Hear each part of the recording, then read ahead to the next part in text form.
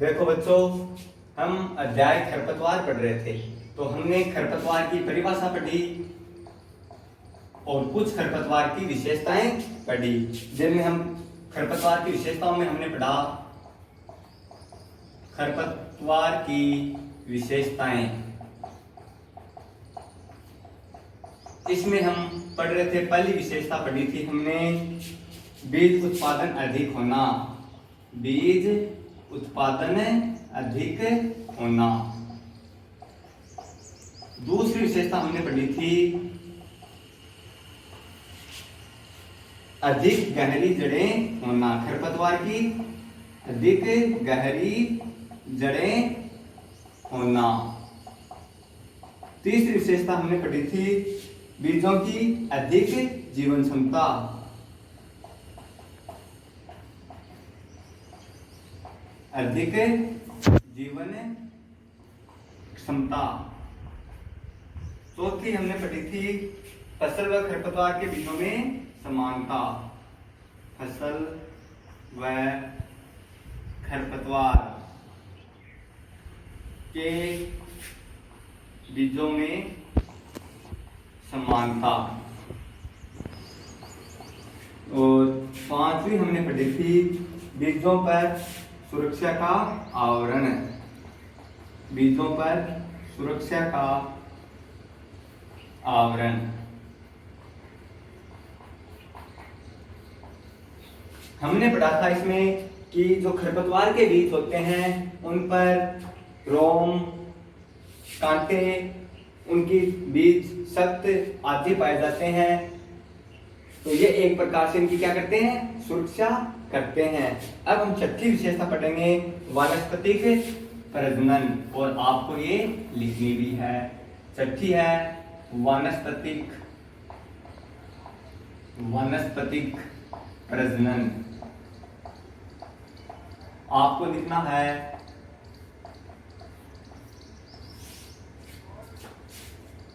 खरपतवारों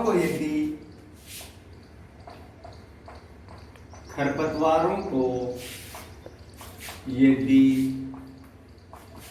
बीज बनने से पहले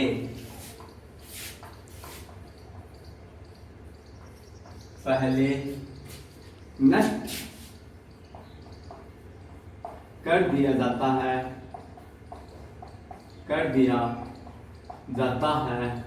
तो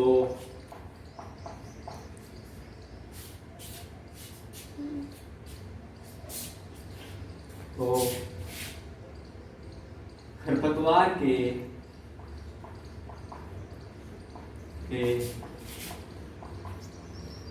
विभिन्न भागों से नए पौधों का निर्माण हो जाता है।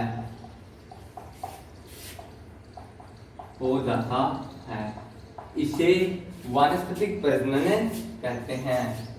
सातवीं विशेषता है कि खरपतवार किसी भी प्रकार की मृदा में उग सकते हैं।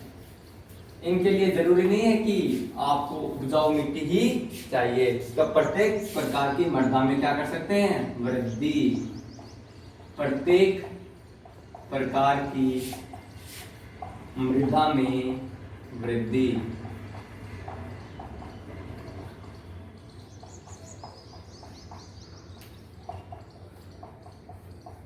लिखो खरपतवार विभिन्न प्रकार की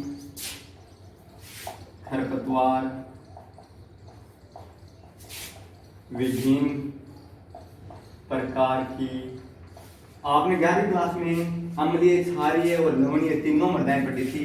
तो खरपतवार विभिन्न प्रकार की मृदा, कोष्टक में लिख दो अम्लीय, क्षारीय व लवणीय।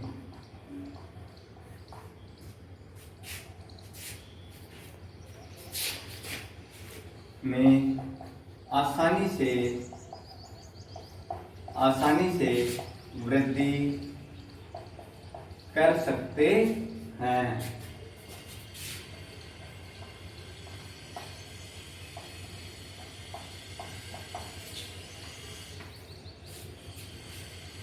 खरपतवार का मनुष्य के स्वास्थ्य पर विपरीत प्रभाव पड़ता है। तो क्या लिखोगे? मनुष्य के स्वास्थ्य पर विपरीत प्रभाव।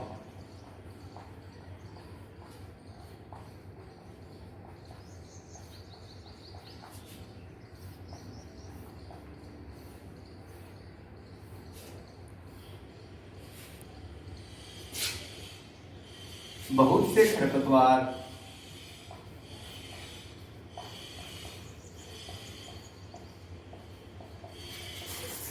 अपने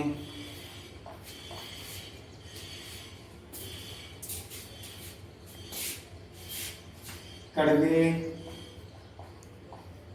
स्वाद व एलर्जी उत्पन्न करते हैं। ये एलर्जिक प्रभाव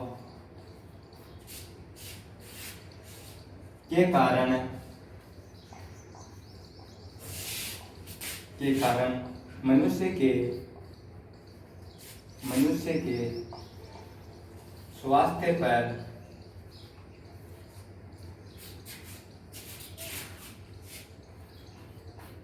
विपरीत प्रभाव डालते हैं।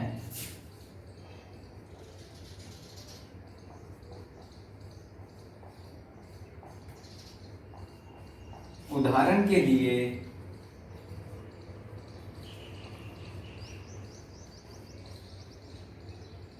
पार्थेनियम जिसको आम बोलचाल भाषा में गाजर घास कहते हैं। गाजर घास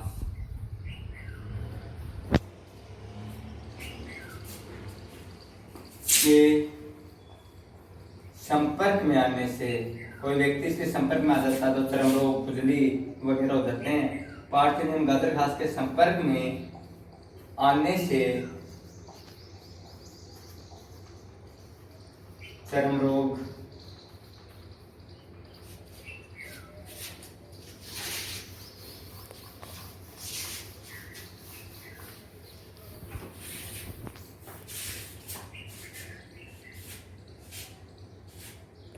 खुजली, दमा आदि बीमारियां हो जाती हैं। आदि बीमारियां हो जाती हैं।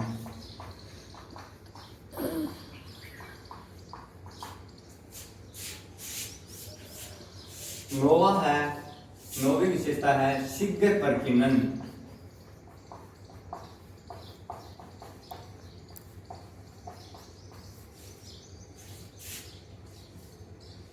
क्या होता है? देखो, खरपतवार के बीज क्या होते हैं? फसल के पौधे होते हैं, उनके बीजों की अपेक्षा क्या होते हैं? अधिक हल्के होते हैं। और हल्के होने के कारण वायु के द्वारा, जल के द्वारा एक स्थान से दूसरे स्थान पर आसानी से जा सकते हैं। प्रकीर्णन किसे कहते हैं? वायु द्वारा या जल के द्वारा बीजों का एक स्थान से दूसरे स्थान पर जाना क्या कहलाता है? प्रकीर्णन कहलाता है। तो क्या लिखोगे कि खरपतवार के बीज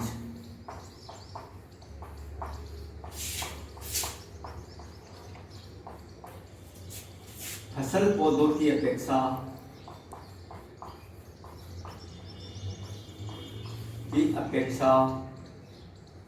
हल्के होते हैं।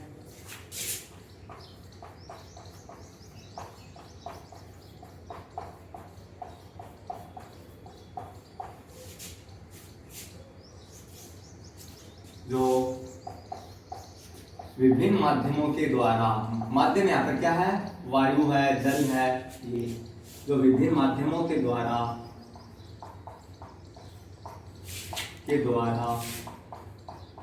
शीघ्रता से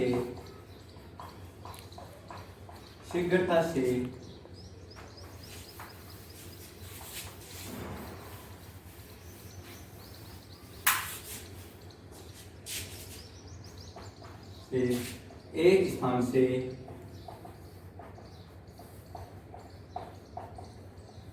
दूसरे स्थान तक पहुंच जाते हैं।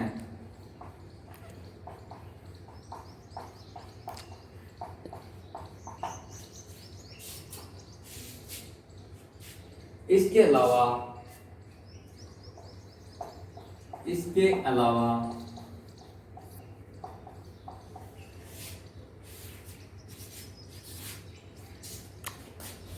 खरपतवार के बीजों पर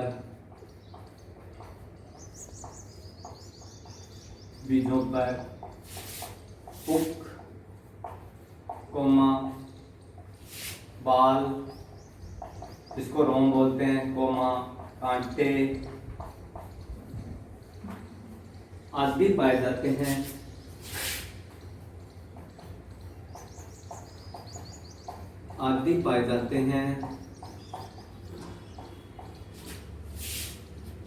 और ये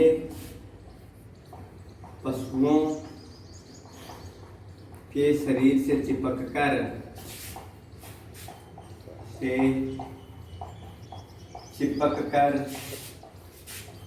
एक स्थान से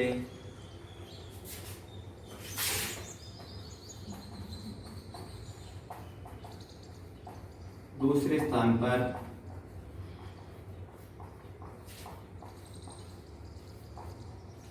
पहुंच जाते हैं।